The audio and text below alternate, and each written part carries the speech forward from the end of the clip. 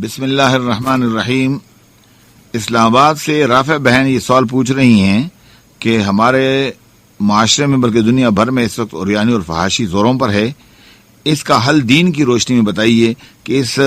بیماری کو کس طرح ختم کیا جا سکتا ہے اور لوگوں کو اس چیز سے کس طرح بچایا جا سکتا ہے۔ رافع بہن بہت اچھی بات کی طرف اپنے توجہ دلائی ہے، اللہ تعالیٰ آپ کو جزائے خیر عطا کرے۔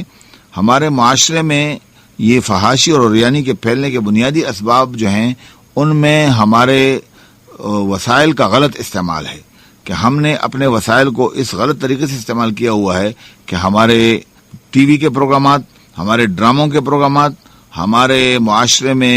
ٹیلی فون کا غلط استعمال، فیس بک کا غلط استعمال، میسنجر کا غلط استعمال اور نیٹ کا غلط استعمال، یہ ان بنیادی برائیوں میں سے ہے جن کی وجہ سے یہ عریانی اور فحاشی پھیل رہی ہے۔ میری نظر میں ایک بنیادی بیماری اور بھی ہے جو میں آپ کے ساتھ شیئر کرنا چاہوں گا، اور وہ یہ ہے کہ جس معاشرے میں نکاح کرنا مشکل ہو جائے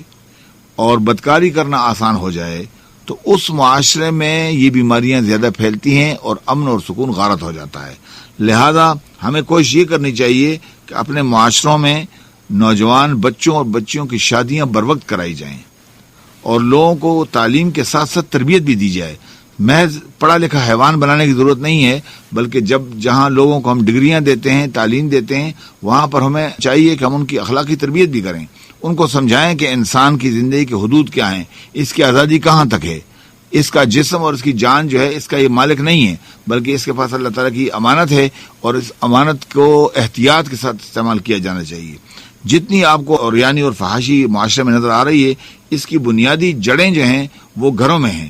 والدین بچوں کی تربیت پر توجہ نہیں دے رہے ہیں، اساتذہ کرام بچوں کی تربیت پر توجہ نہیں دے رہے ہیں، اخلاقیات کی تعلیم نہیں دی جا رہی ہے، اور الٹا ڈرامے اور اس طرح کے مختلف پروگرامات جو ہیں فیس بک اور یوٹیوب وغیرہ کے ذریعے سے جو برائیاں پھیل رہی ہیں ان پر کوئی توجہ دینے والا نہیں ہے۔ ہونا یہ چاہیے کہ ہمارے ملک میں اس طرح کے ویب سائٹس جو فحاشی پھیلا رہے ہیں اور عریانی پھیلا رہے ہیں، ہمارے نوجوانوں کو تباہ کر رہے ہیں، ہماری نوجوان نسل کو کرپٹ کر رہے ہیں، ان پر باقاعدہ پابندی کی مہم چلائی جائے اور والدین بچوں پر پابندی لگائیں کہ اس طرح کے ویب سائٹس نہ دیکھیں، اور بااختیار ادارے جو ہیں ان کی بھی ذمہ داری بنتی ہے کہ اس طرح کی چیزوں پر نظر رکھیں کہ جس چیز سے ہمارے نوجوان نسل کی بربادی ہوتی ہو، ان کے اخلاق تباہ ہوتے ہوں، ان پروگرامات پر بین لگایا جائے، پابندی لگائی جائے، اور خاص طور پہ جو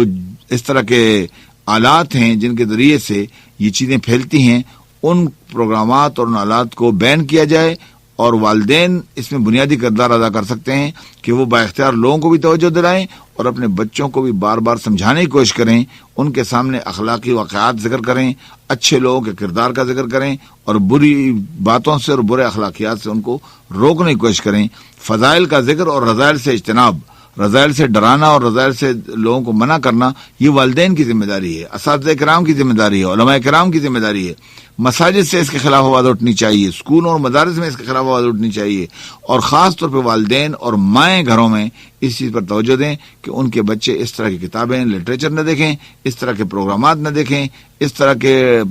چینل نہ دیکھیں، اس طریقے کے ویب سائٹس کو اپنے بچوں سے وہ دور رکھیں کہ جن سے ان کے اخلاقیات تباہ ہوتے ہوں۔ اللہ تعالیٰ سے دعا ہے کہ وہ ہمیں اپنی ذمہ داری سمجھنے کی توفیق عطا فرمائے، اپنا فرض پورا کرنے کی توفیق عطا فرمائے۔ یہ نئی نسل ہمارے ہاتھوں میں باقاعدہ ایک امانت ہے، اور اس امانت کا صحیح استعمال اگر ہم نہیں کریں گے تو اس کے نتیجے میں نہ صرف ہماری آخرت تباہ ہوگی بلکہ ہماری دنیاوی زندگی بھی تباہ اور غارت ہو جائے گی۔ یہاں پر بھی امن اور سکون ختم ہو جائے گا، یہاں پر بھی قتل و قتال اور لڑائی جھگڑے شروع ہو جائیں گے، اور نتیجے میں یہ ہوگا کہ کوئی کسی کا خیال نہیں رکھے گا۔